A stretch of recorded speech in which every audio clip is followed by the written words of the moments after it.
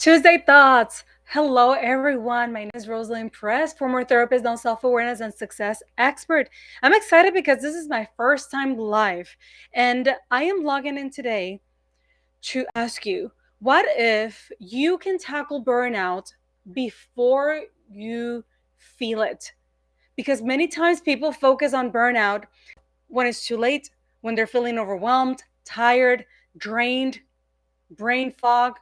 But that's not the time because whenever burnout is experienced at that point, it means that it's too late. The key to working with burnout is to identify it and to spot it way before it gets to that point. And that's what I'm going to be sharing with you today. Because as my life's mission, not only as a clinical social worker with over 15 years of experience, but with my work featured in Forbes and Time magazine, and also my recent TED Talk, my passion is to help women, successful women, build success that it's not rooted in survival and hustle. And that's what typically leads to many successful people to achieve and to accomplish great things, but they do it from a place of survival. But we're no longer in that roadmap right now these days. With all of the technology available here, that's what I'm going to be covering today.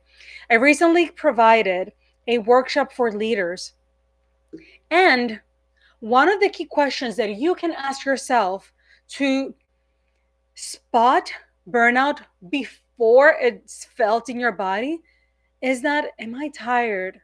Am I drained? Those aren't the questions. The questions for you to ask yourself to determine whether if burnout, the presence of burnout is present, is, do I have difficulties saying no when I am already booked, when I am already with a lot of responsibilities, with a lot of commitments? Or what about having difficulties to stop performing even when you want to?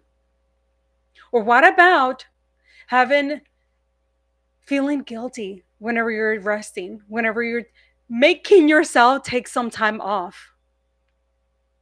Or whenever you feel that if you are not involved in anything that you're working with, in any of your goals, in any of your projects, you feel that if you're not involved, everything will come crumbling down.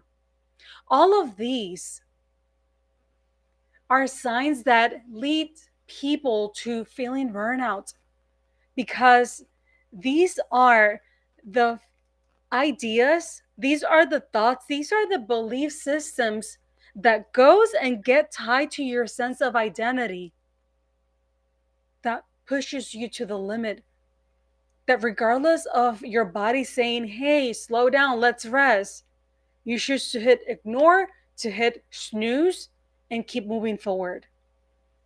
One of the most common challenges high performing women present is, how do they deal with being tired? How do they deal with being so exhausted? How do they continue to spread themselves too thin that they don't even get time to celebrate, to do the things that they love? And that, my friend, I'm telling you, it's no accident. We don't go from being completely normal, stable, grounded, to overwhelm, to being burnout, to having panic attacks, to being completely exhausted, irritable. That doesn't happen that way. And there are four survival patterns that tends to be present whenever a woman gets to that point. But I'm here to talk about how to increase awareness whenever any of these four are present, to empower you to take action from that place and not from the place of exhaustion. Because once again, you can take all the rest, you can go to the spas, you can do your hair, you can take vacation time off. But if once you're back, you're acting, behaving, responding, reacted the exact same way, guess what? You're going straight to that same place of exhaustion and tiredness. What are four signs that tells you that you're heading towards burnout? One very common is perfectionist. The perfectionism, wanting to do everything in a certain way, having such high expectations on yourself and on others that even when it's not necessary, it's not needed, it's not expected, you don't give yourself the chance. You don't give yourself the the grace to say it's okay, because you expect so much on yourself that you're the hardest person on yourself. And what you're seeking is to pacify shame. What you're seeking with that, when you listen to those thoughts of like, let me just go ahead and trim this here, cut this there, just spend more time on perfecting this. Every second that you spend on that direction, on that energy, you're strengthening. You're strengthening shame, you're strengthening unworthiness. Because you're saying that I'm not good enough. So because I'm not good enough, then I have to make sure that everything looks perfect, that everything looks great. And that's why for many perfectionists, it leads to burnout, it leads to being exhausted and tired. Because you imagine operating at an optimal level, not allowing your system, your body to wind down. It's like pressing on a gas on the car nonstop, driving. At some point, the car is just gonna give up. And that's how perfectionist tendencies operate and make you feel. That's what they do to your system. A different way that a different survival pattern that it's present in people that tend to experience burnout is people pleasing. And this can be present in different ways. People pleasing has many different facades. It's not only difficulty saying no, it can be just like staying quiet or silent because you don't want to upset others. It's just detaching. It can be detaching. Or it can constantly be thinking. The perfectionism also can be tied to this because you want to make sure that everything is perfect to please someone else, to make another person to feel accepted, validated. For those who seek constantly validation, that's a shame of people pleasing. But guess what? You don't have control over other people's views about you, about the world. That's why people pleasing is so exhausting, because you're spending energy on trying to control something that it's not in your control. And not only that, you shape your desires, your passions, your actions, your thoughts to fit into a world of possibility that will be validated by others. So relationships become transactional. I was listening to a recent video of how many people are engaging in relationships with AI. And one of the female in that program, in that interview, was saying, I love having a relationship with AI because I'm being validated 24/7. So what is it that you're getting in exchange? Is it self-acceptance? This is rooted in survival. And another identity that is tied to burnout results is a controller, is wanting to do everything you, not trusting others, because what if they don't do it the same way that you want to do it? All of these are founded in wounds. All of these are founded in early childhood wounds that are just bleeding into your adult life. And the thing about this one is that it gets you results, it gets you places, it gets you to achieve things and to do things that many other people may not be able to do. But at the expense of what?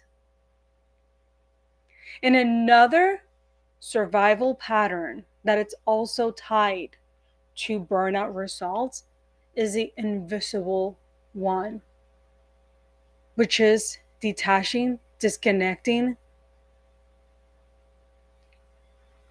getting an invisible blindfold when it comes to the things in your surroundings, just like making sure that you keep to yourself, not speaking up. And you go for things, you get things done, but deep down there's a sense that there's everything falls on you. Other people's emotions, everything in your company, everything in your work, everything in your family. And everybody gets to speak up or to say things, but you don't.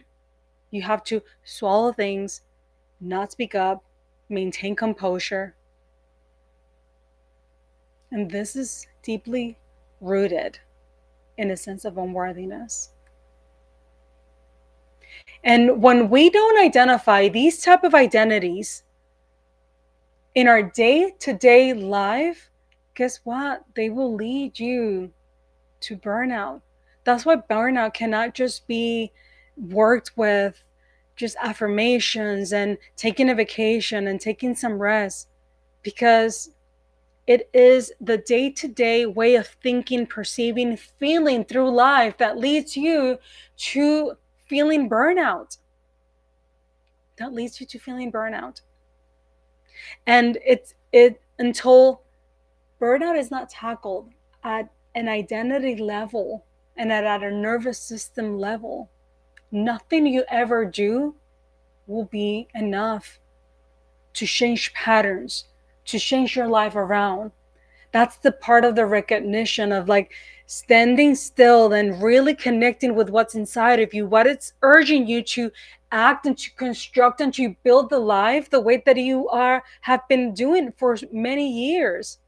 It's no accident that for many people that experience burnout to feel that there's no time out of the day, that they don't have any time left, that whenever they hear work around self-development and taking a break or working with someone else, that they feel that I don't have time for that. Guess what? That's not an accident either. Is that an accident because the sense of worth has been closely tied to doing, to all of the things that are tied to actions, to behaviors, to accomplishments. That's where the feeling guilty starts to come up whenever you take a rest, when you rest. That's why, regardless of all of the personal development tools, resources out there, burnout is still very present because the identity work piece is missing. The self-regulating along with the identity work piece is still missing. The collaboration between nervous system, identity, mindset, regulating, all of that is missing because it's not going to be enough just to have one without the others. And if this is a conversation that it's hitting home, guess what? I know this firsthand because I've been there. Not only work with people, but also I have experienced this. But you're not alone. Know that you are not alone. Identifying these patterns is the first step. And if you are all for wanting to build wealth and increase and continue just to create meaning in life and live with purpose, I say go for it. What I'm not all for is the way that we use survival to achieve our goals, because it's not necessary. You can do this without contributing and feeding those defense mechanisms and those wounds that have flashed into your identity and you continue to carry until this current life as an adult, because guess what? They're never going to be satisfied. It's never going to be enough. And if you're interested in learning more about this, connect with me, leave me a comment, and subscribe to the channel. I will be doing more live videos because I know there's a need. I know there's a need, and this information that I have, it's not only for me it's not going to be enough for me just to keep it by myself. It has provided me so much peace in my life, so many beautiful things, and I genuinely feel that this has to be shared with others, people like you that are tuning in and taking the time to listen to this message. So thank you so much for joining me into this first live, and I look forward to the next time.